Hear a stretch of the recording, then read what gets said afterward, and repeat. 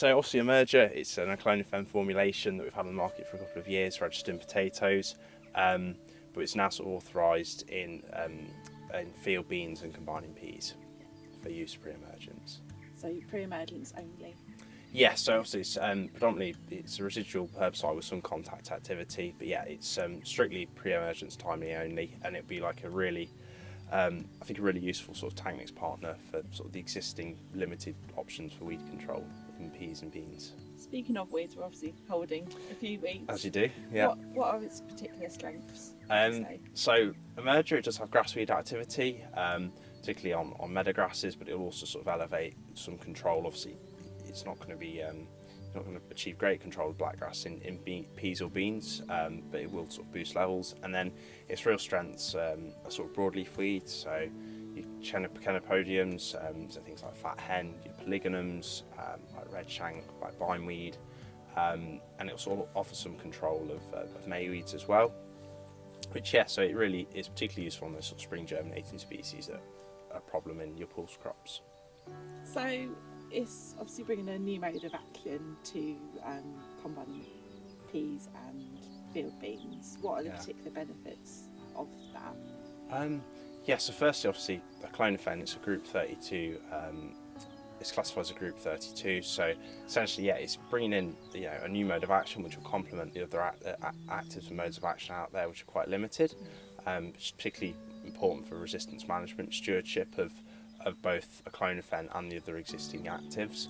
But also, as an active ingredient, it's bringing in a bit more of a different sort of weed spectrum to complement existing actives. And also, something quite unique to aclonophen is that it's predominantly taken up by weeds by the shoot.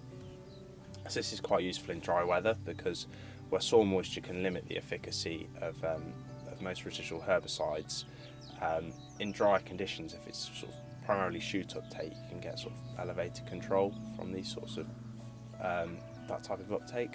And I guess we've only really got one option post-emergence, and it can be good but very variable as well, so it's really important we get lots of different modes of action.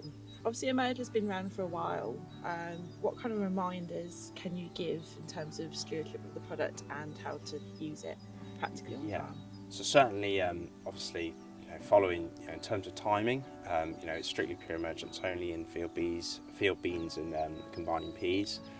Maximum use rate is 1.4 litres a hectare, and we're advising on it if you sort of talks with your local technical manager or agronomist, or use the website. We sort of have advice and tank mix partners, but then also sort of more practically beyond that, you've got to consider sort of application.